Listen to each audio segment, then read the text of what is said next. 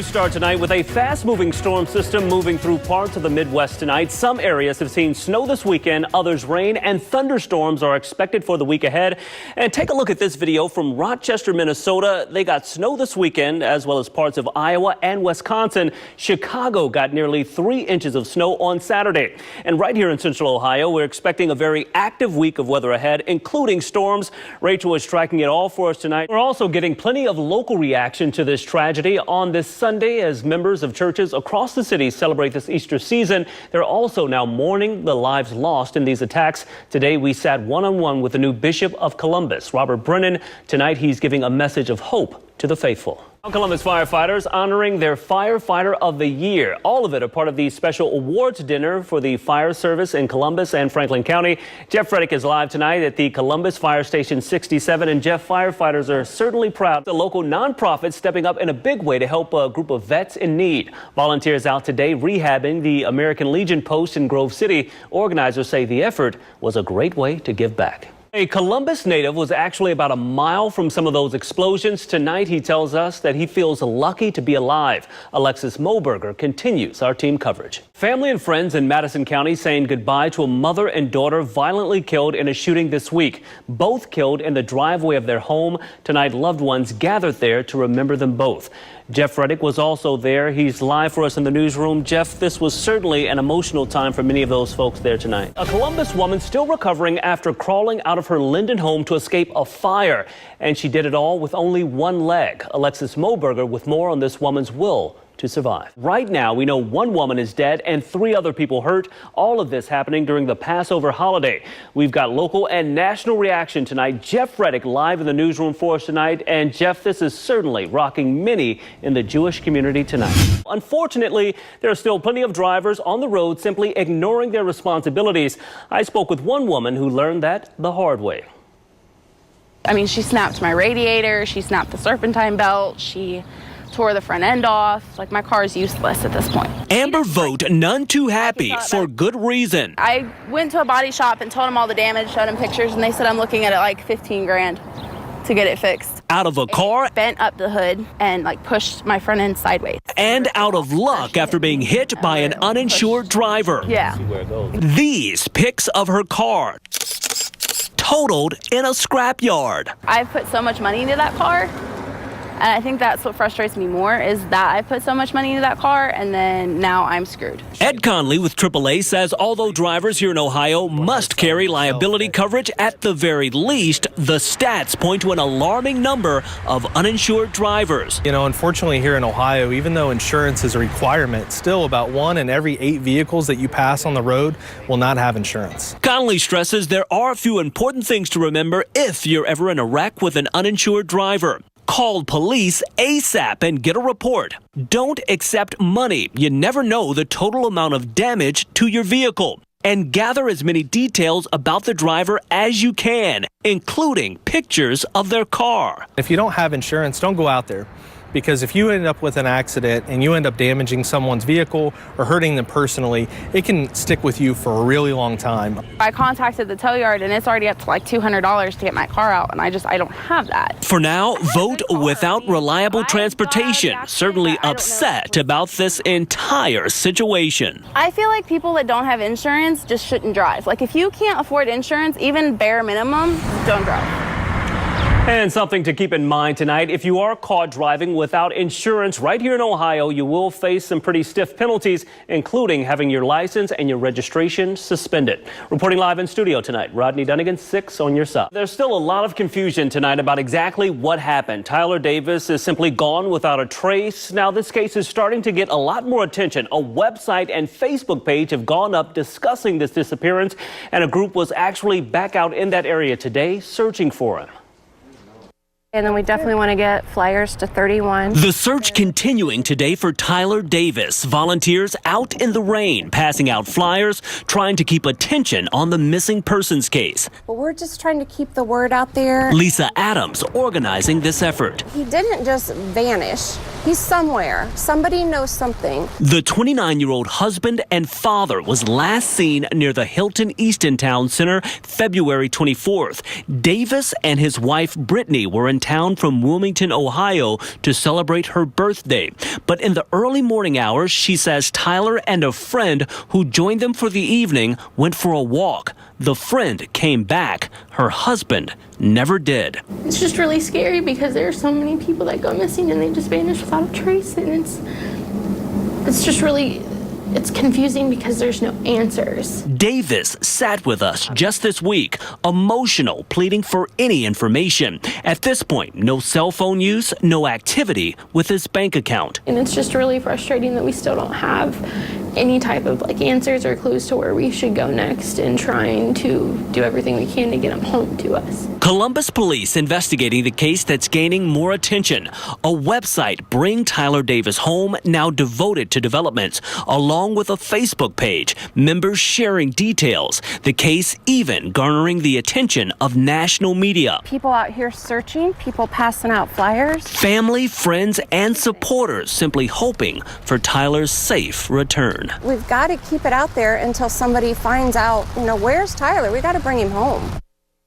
Investigators with the Columbus Police Department telling me tonight that the case is still very active and detectives continue to work on it every day. The family of Tyler Davis says they've been working to provide as much information to investigators as they can. Of course, we'll continue to follow this case and keep you updated when new information comes in.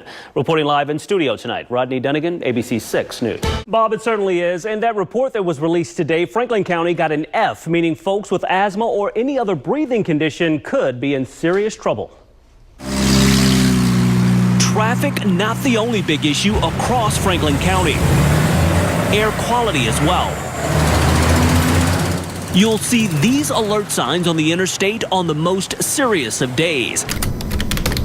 Now this warning. In its State of the Air report released online today, the American Lung Association warning folks here in Franklin County the air you breathe may be putting your health at risk. The county receiving a failing grade once again. Researchers finding unhealthy levels of ozone pollution. People with asthma, chronic lung disease, and cardiovascular disease are the most at risk. I don't know how many patients pay attention to it. Dr. Matt Kunar with Ohio Health says it's a warning people with health issues need to listen to. If you have one of those conditions, that you should be cautious. Take that into account. This is a very important issue, and it's definitely an issue where we can all take action to help protect our community's health. Brooke White, Air Quality Program Coordinator with the Mid-Ohio Regional Planning Commission, stresses work is being done to address the issue. She points out Smart Columbus and the effort to promote electric vehicles. Also telling us each individual has to play their part. Think about ways that you can drive less. Think about taking CODA, take the bus. Think about riding your bike. Think about walking when you're heading out from work and going out to lunch. So as much as you can reduce the amount that you're driving, that really, really helps. A spokesman with the Ohio EPA releasing a statement to ABC 6 saying in part, it's important to understand that air quality in Columbus has improved over the past 30 years. In fact, we are now meeting all the U.S. EPA's health-based air quality standards, including ozone. While improvements to air quality are being made, the report certainly highlighting work that needs to be done. The report also gives a great overview of air quality across Central Ohio, breaking it down county by county. For a full look, head on over to our website and click this story. Bob, one of the most important things this report confirming tonight that the Russian government sponsored efforts to interfere with the 2016 presidential election. The investigation also found that the Trump campaign had nothing to do with that effort. Tonight, the president and his team calling it a victory. An investigation spanning nearly 2 years. The results of special counsel Robert Mueller's report into the Trump campaign's possible collusion with Russia in the 2016 election. Detailed in these heavily redacted 400-plus pages.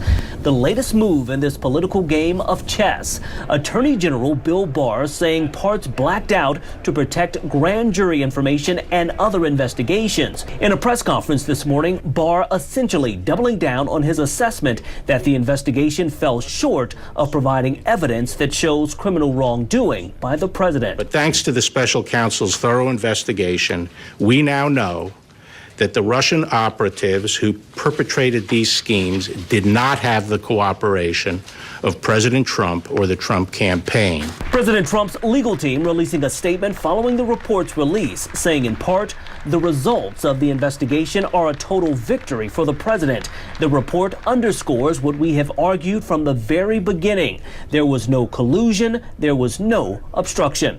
The president himself taking to Twitter to respond to critics, posting this picture with a Game of Thrones theme, posting the message, for the haters, game over. At an event today honoring wounded warriors at the White House, giving his first comments after the news broke. No collusion, no obstruction. There never was, by the way, and there never will be. Tonight, though, plenty of Democrats finding this redacted version of the report to be insufficient. As analysis of this report continues, it appears the debate will go on, although the Trump team sees this latest development as a checkmate in this controversy. For some, the release of this report is just the beginning. Leaders within the Democratic Party are now calling on Robert Mueller himself to come and testify under oath in front of lawmakers. It's unclear at this point if or when that could happen. Reporting live in the newsroom tonight, Rodney Dunigan, ABC 6 News. Pin 113, ladder 33. The numbers are alarming. Car crash is the leading killer of kids from 3 to 14 years old across the U.S. Each year, nearly 800 lives lost, according to the group Safe Ride for Kids. Just weeks ago, 7-year-old Lily Reed killed in a horrible crash in East Columbus. Kelly O'Riordan has witnessed it firsthand. Because I've seen the worst of the worst. I've talked to the parents who have lost a child or who are sitting beside them in the ICU. Spending years working at Children's Hospital.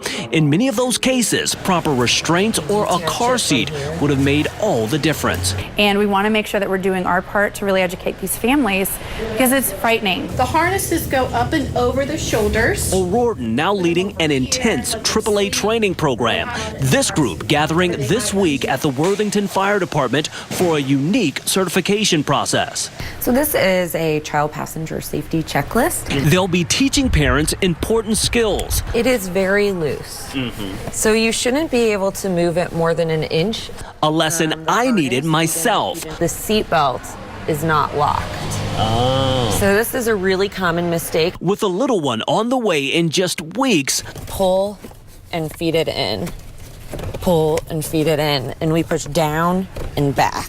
Undergoing a thorough inspection of my vehicle and car seat. It seems a little Okay, I'll help tight. you a little bit. Yeah. So this goes around the arms. Okay. In the end, the knowledge gained here and passed on to local parents. Now, how tight does this need to be? Because there's a little space here. No doubt, a potential lifesaver. Snaps in there. Baby snug. Reporting in Worthington, Rodney Dunigan, 6 on your...